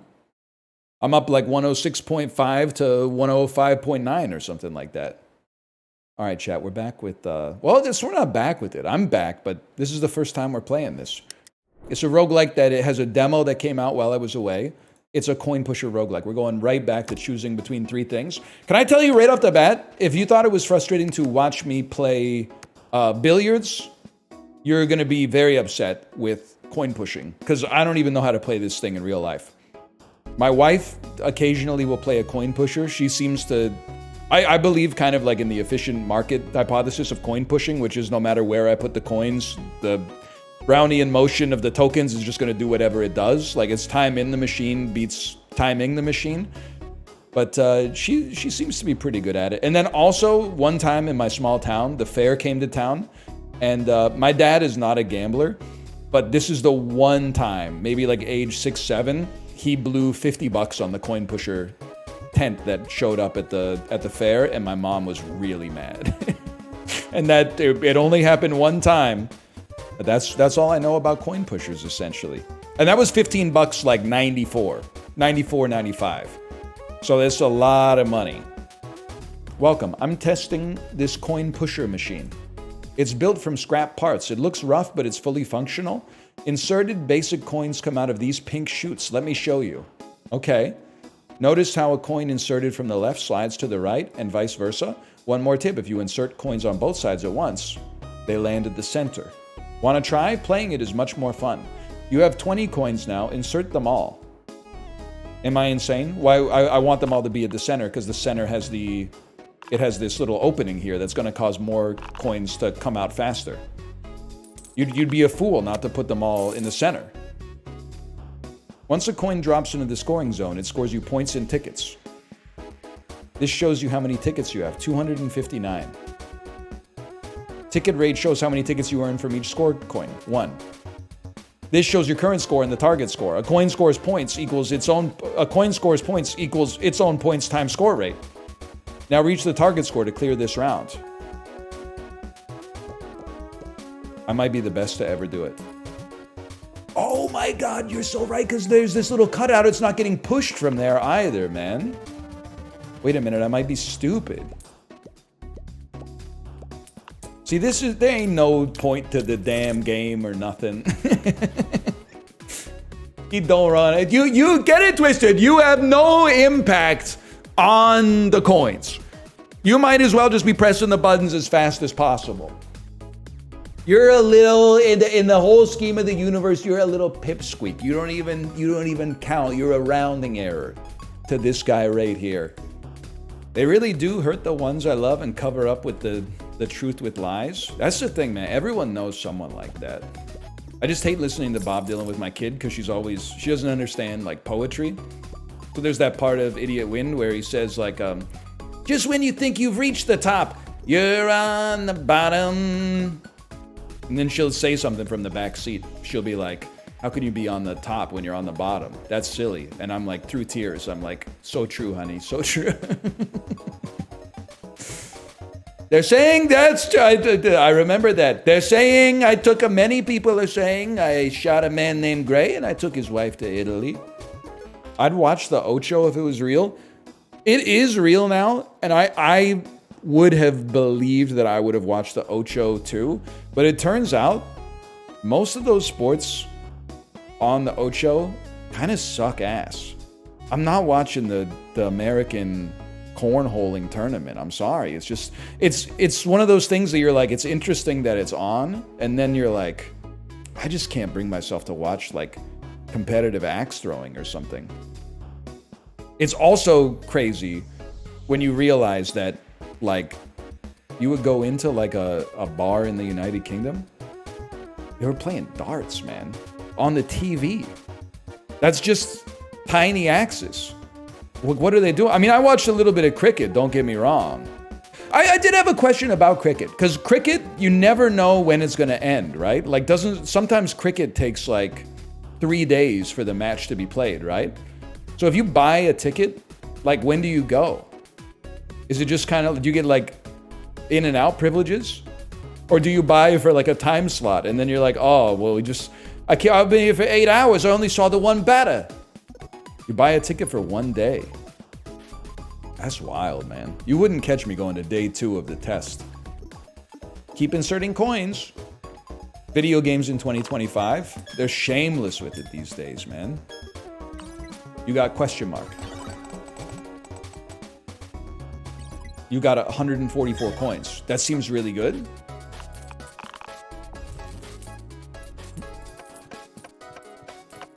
What is this? What is this? Oh! That seems really good. Use the black hole doll to attract all these coins and score them.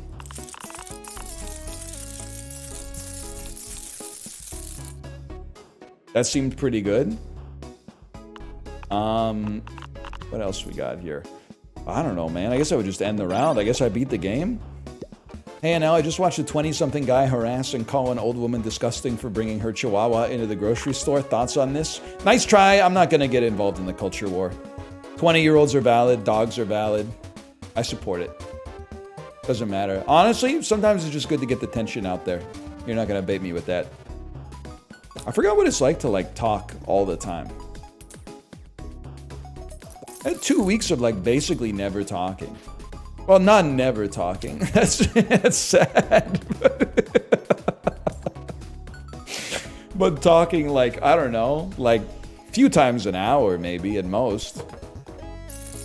You know what really got me about Mary Poppins, man? Why was Unc so pressed over tuppence? I'm not like an expert on foreign exchange, but isn't tuppence like no money? Isn't it like 2 pennies glued together? Dude was crashing out over nothing. Oh, I mean, I get that it was like 1910 or whatever, but still. Penny saved, penny earned. I don't think it was like worth ruining his life, man. Also, my memory of Mary Poppins as a kid is that there's some kids that like behave badly, and the family goes, "This is not good. We need to get a serious British nanny in here to reform these kids." And then they get Mary Poppins, and Mary Poppins is like, "Cut that loud mess out." And then the kids start behaving well, and she leaves. If you are of the opinion that that's the plot of Mary Poppins, you might be surprised to find out that is not what happens in the movie at all. The kids didn't do anything wrong. That literally the inciting incident for getting a nanny is that they were in the park flying a kite, which is like something that kids do. But I think maybe she might have like gotten women's suffrage through Parliament. There's like a little bit of subtext in the movie that she might have given women the right to vote. It's the dad that sucks. Listen, he had some problems, but it was probably pretty hard to be a man in like 1910s England, if you know what I mean. Why? I don't know. They're always asking him to do stuff. Vote, fly a kite with your kids and stuff like that. Yeah, that one dude went to Antarctica twice. Couldn't have been that sweet. I don't know what I'm doing. Just click on the buttons. This happens every time I come back from being away. I play a game and I go, I don't know if I have the processing power to play video games anymore. And then I like have the worst dream of all time, and then I sleep and I wake up the next day and I'm like, wait a minute, this is easy. You just put the coins in the machine. Does the real machine do this, by the way? Because that's incredible engineering. It does? That's crazy, man. Oh, jackpots! Holy cow. Going up? I don't even know where to stack it, man. Push it. Oh! Please, please, please, please. No. Because we're going to get a spin. It's going to drop more coins and it's going to push the tower over the edge, man. Holy cow. Yes! Now quickly, end round. 2 hot dogs. Chibli, It's a very funny video. Chibli introduced a lot of us to a video last night that is very dangerous to be introduced to when you haven't streamed in 2 weeks. Is a video of a guy at a sporting event who keeps shouting 2 genders. He's making a political stand. But all the comments are like, why is he saying it like he's selling hot dogs? And then Chibli played the video and he really is going, 2 genders! 2 genders! It's insanely funny, man. He is not at a sporting event, for the record. I'm pretty sure that's January 6th. Now that I see the video for myself. Okay, obviously the content of what he's saying is reprehensible, but the cadence is so funny, man. 2 genders! Oh, man. He really is doing it with the hot dog voice. He would lose. He would get his ass beat. Are you here, VIP Daniel? He would get his ass beat by Ice Cold Beer Guy. You're going to say, who's Ice Cold Beer Guy? What's it like to have been born yesterday? Ice Cold Beer Guy. Ice! Cold.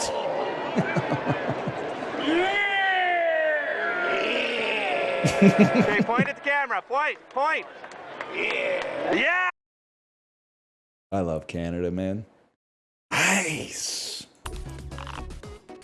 Cool. He does like a little shiver too. Cold. Chiblee, how you doing, by the way? Are you still on the arc of trying to pay less than $3 New Zealand a day for power? You did a water bill pivot? I don't know what it's like in the rest of the world, man. Whenever someone, I say that like a glass of water is free from your tap, a bunch of people like get up in my mentions if I still had those, and they're like, oh, it must be nice to like not pay for water. It's like I do pay for my water, but a glass of water is like 1/8 of a cent or something like that. Like it's the cheapest resource in the history of Earth here. Rain is free. But Chiblee, I will say you should not, in my opinion, you should not buy a Dyson bladeless fan. It looks okay. Like I got one right back there and it works fine. I even use it like when I'm on the bike. I have to crank it up to 10, but you could probably use your finances a little bit more prudently than buying a bladeless fan. I also think that like super sleek iRobot era of aesthetics is on its way out. This is just my personal axe to grind. I think if you wanted to get a fan that had aura, it would actually be like the fans that they use in like 12 Angry Men. I think that Art Deco shit is coming back. Like a red metal fan that has like an opaque red back, and then like the grill on the front of it and big metal blades. And then like when it's not working right, you have to go up to it and go like tunk, tunk, tunk, like you flick the cage at the front and then it goes some shit like that. You know, this super sleek, like, oh, nothing's got an edge to it anymore, that can't last, man. That's a bubble. There's gonna be some shit that you... Yeah, it runs on gasoline, exactly. Also, Dyson is a Brexiter. I'm gonna be real with you. I thought that the Dyson that the vacuums were named for had been dead for 400 years. I thought it was maybe named after the motherfucker who invented vacuums. I did not know all that. I figured that it was one of those companies like Apple, where they kind of like named it after a guy who died 400 years ago or whatever. Anyone got anything to talk about or give a fuck about me? I don't know, Julia. I forgot how to talk for like 5 hours is a long time to talk for, man. No wonder like the end of my streams the last couple of weeks before I left, I was just saying shit. How you feeling? I'm like extremely jet lagged, but otherwise okay. So we got back Friday night, late Friday night. Well, like late by my standards. It was like 9 p.m. I woke up 1:30 a.m. on Saturday morning. Could not get back to sleep, so I rode the Peloton at like 3 in the morning. And you're gonna be like, oh, at least you got an early start to your day. Nah, bro, because my kid woke up at 3:48 a.m. So I did a 90-minute Peloton ride while she was like sitting on the chair next to me, like holding their iPad up in my face. So I'm like out of breath. It's 4:17 in the morning. I've been on the bike for 40 minutes and I'm between gasps. I'm going like, wow, that's really cool. Then yesterday I thought I had it licked. I woke up at 5 a.m. I was like, that's pretty much normal time for a fellow like me. Fell asleep last night at like 9. Woke up at 3, man. So I rode the Peloton at 4:30 this morning, or 4.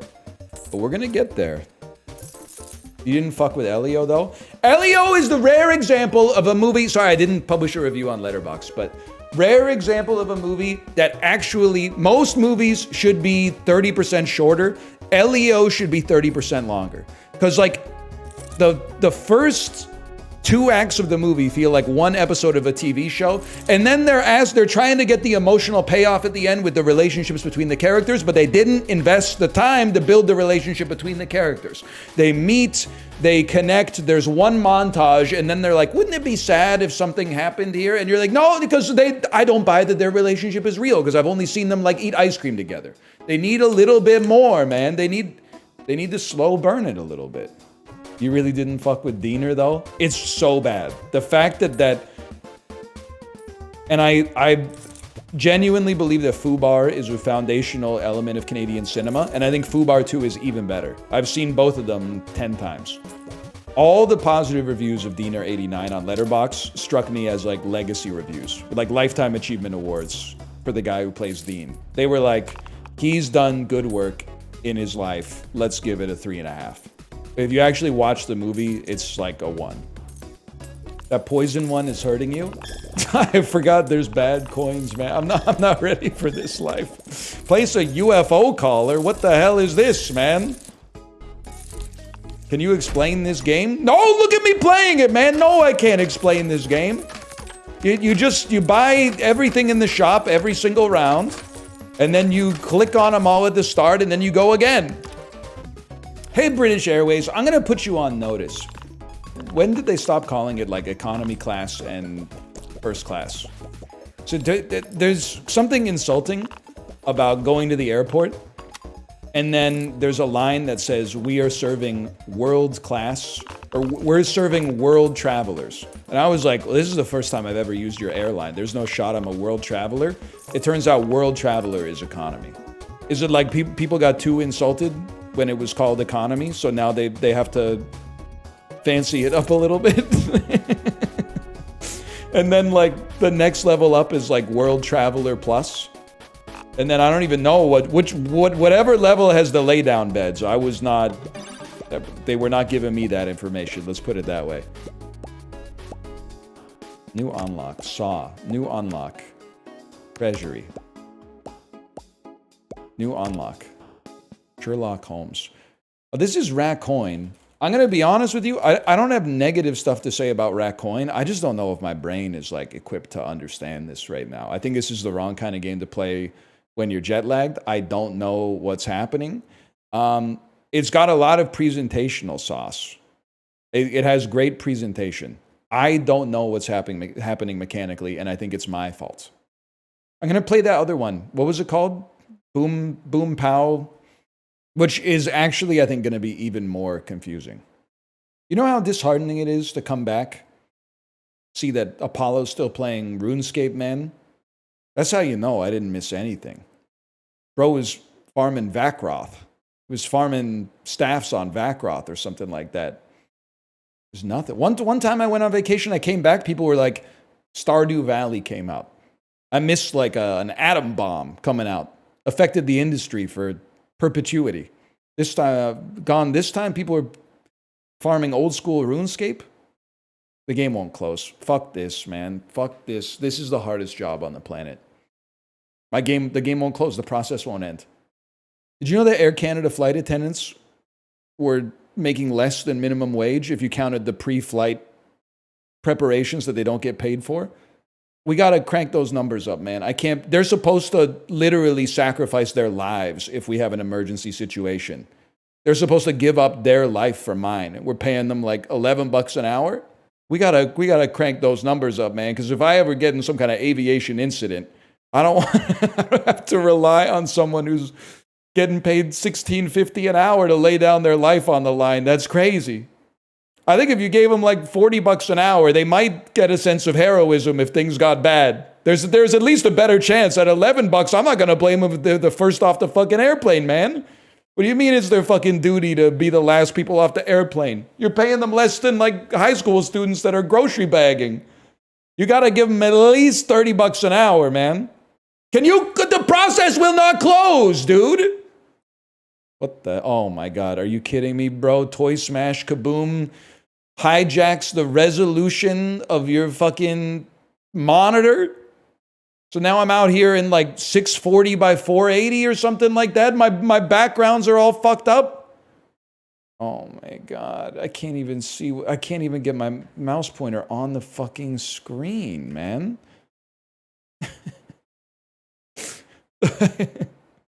Like when I load the game, it locks my main monitor on the game and then locks my mouse to the monitor that doesn't have the game on it. What are we doing, man? And I got to end process. Oh my God. Oh my God. Oh my God.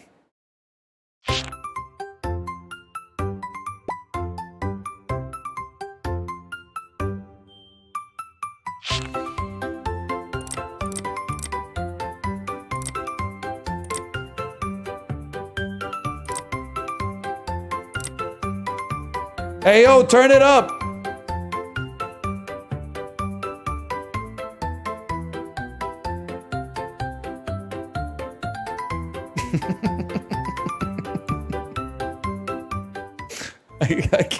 I'm not sure I can do it, man. I'm not sure I can do it. And then I gotta change the game name and everything. I don't know, man. We're playing Toy Smash Kaboom. There's a lot of stuff on the screen right now for a guy like me. It's like Super Auto Pets meets Backpack Battles. It's a hamster ball. Every 13 seconds, you knock back enemies and summon one hamster. This little hamster, upon death, there's a 50% chance to apply 2 magic vulnerability to an enemy. Oh man, here we go. How to equip? Hold. This is not. I don't know if it's gonna happen, man. Hold the left mouse button to drag equipment into your backpack. All right, I can do that. Rotating. All right, pump the brakes, kid. Let me try the first part before we add something new. Right-click while dragging to rotate the equipment for better placement. Now, would you want to skip or go previous on that one? I guess I'll skip. Hamster ball. We'll put the hamster ball right there. Guess we're gonna buy C3PO as well. The music is taking me out, man. I don't want to battle, man. I got 1 gold and empty inventory spaces. I'd like to buy like a slingshot, please. Hey, Ghost Pepper, thanks for the gifted subscriptions. Thank you. This music is too much, man. This is the type of shit they'd be playing during like a saloon dust-up or something. Scott Joplin. Oh, hand me the aux cord. All right, but you better not play fucking Maple Leaf Rag. Weight limit. Exceeding the limit will apply penalties to summons. Once the cooldown is complete, the summon will spawn above its assigned place. What the hell are you, man? Melee summons will clash when it is getting louder. Melee summons will clash when they collide, and any unit knocked off the table will die. Too heavy. No. What can I do about that, man? There we go. Okay, Isaac Newton. I combined 2 items into 1 item that had half as much mass. The hell? It's getting hot as fuck in here, man. What happened to the extra matter? Combine equipment to craft powerful new items. Hamster plus helicopter equals... Let's see. Hamster copter. Should have known, man. I should have known. The hell is this? Provides 2 slots, items in this. I don't think I can do this. None of the information from the brain is making it, or from the game is making it into my brain. The music's driving me nuts. It's the greatest game ever made. It's the greatest soundtrack ever made. I can't stop hearing I'm Yours. Me at my ex-girlfriend's house in 2010. At least you didn't have to pretend it was soulful. I guess I didn't have to pretend. I debased myself. Don't say worth. That's... Guys, I think we're cooked on this one. I should have known as soon as I saw who I was matched up against, man. Oh, shit. Shooting me with a damn bazooka, man. I got 199.75 HP. This music would send me into psychosis. Buddy, I was just in England for like 2 weeks. This is the type of shit they're listening to over there. It's just this and Adele. You literally don't stand a chance.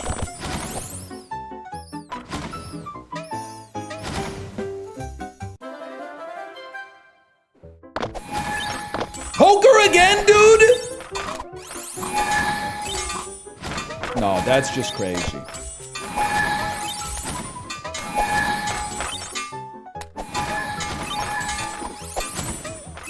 I mean, if pencil can hang, we got a chance. Knock him over! Knock him off the edge! Yes! Literally, we were cooked if we didn't knock him off the edge. Holy cow.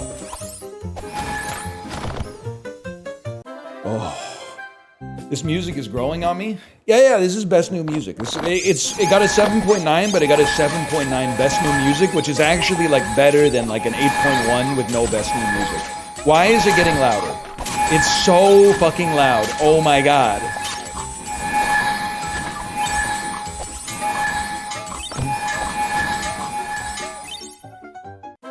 That's crazy.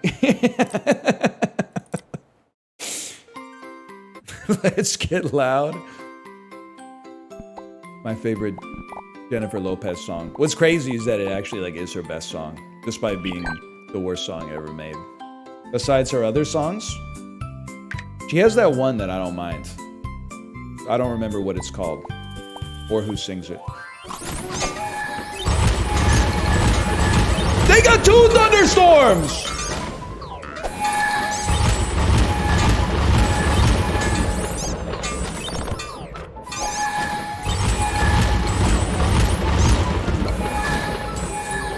Nah, man, we can do this. We can do this.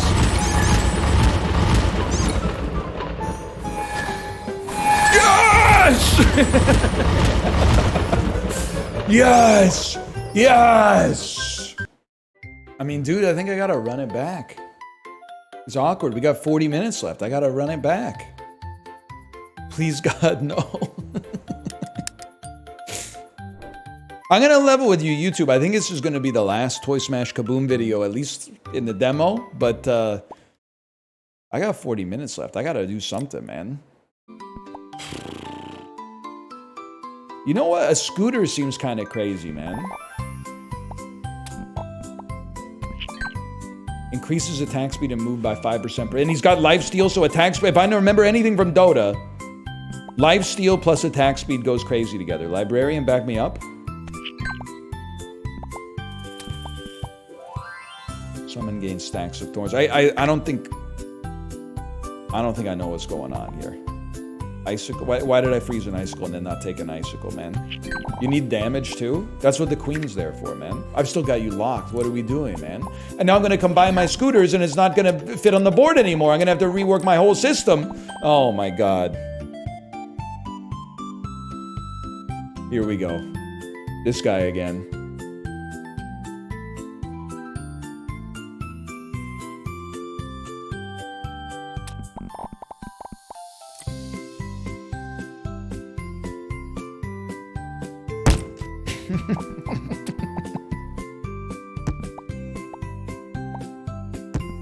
You get out of here. You get so loud, man.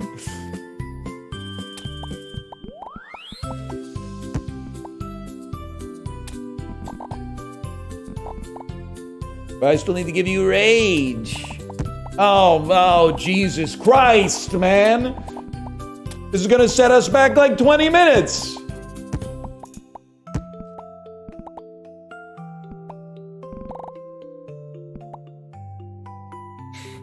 What the hell am I gonna do? So I just rebuild it piece by piece, man. I wanted you like here, because the most important thing was you needed to be given the rage. So you still need that. And then this, and then your paper. Hang on, there's a method to the motherfucking madness, man.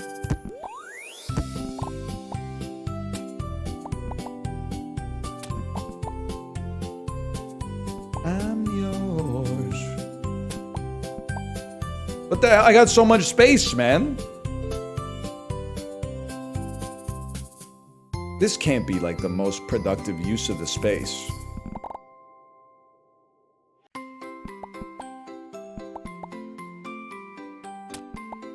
All right. Your letters on. Yeah. My bad. Forgot about those. New Deadlock character? You can't convince me that this is not just one person talking about Deadlock in chat. Deadlock was a collective fever dream that we all had in late 2024. It's not real. Shroud started playing it 10 minutes ago. Well, damn, dude. I should challenge him right now while I still got a shot.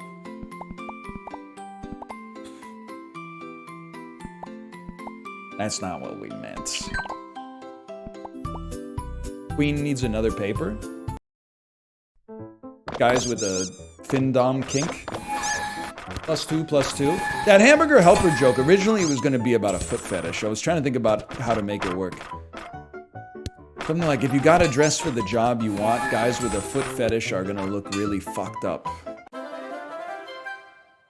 Instead, I had to make it about the hamburger helper mascot. Hi, Saki! Chibli won the chicken jockey cultural battle.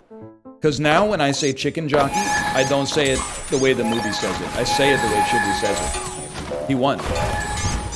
It took him a long time to get there, but he won.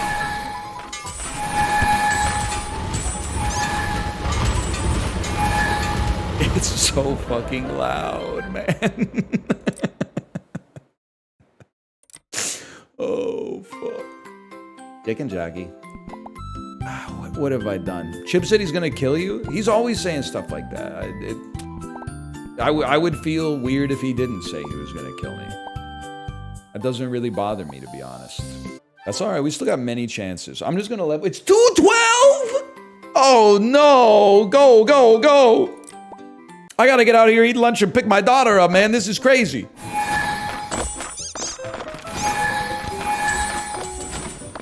Oh no.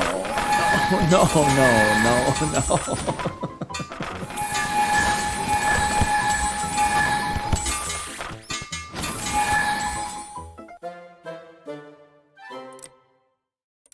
We got one more chance, man.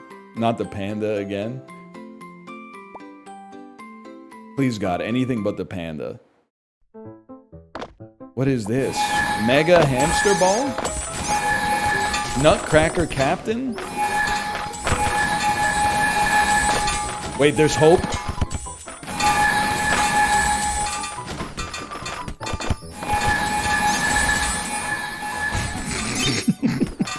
No!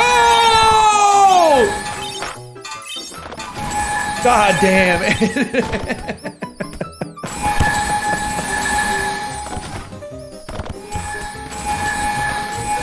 They got me. They got my room's getting so hot.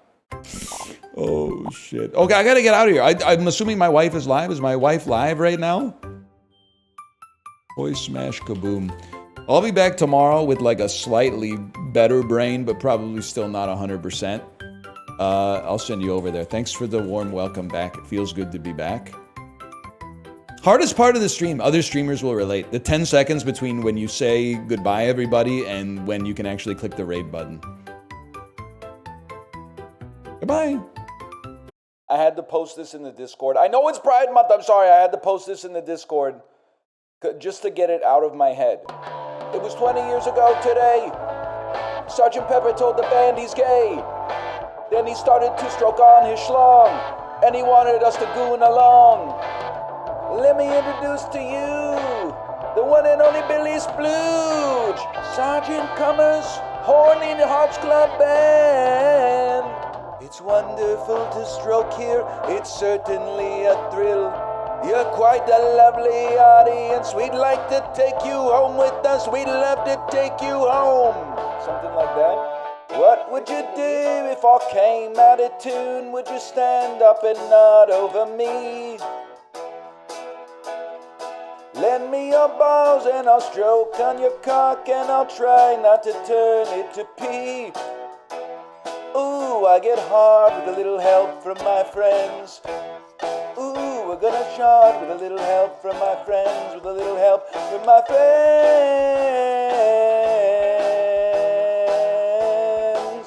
Do you need anybody? Something like that. I just need somewhere to come.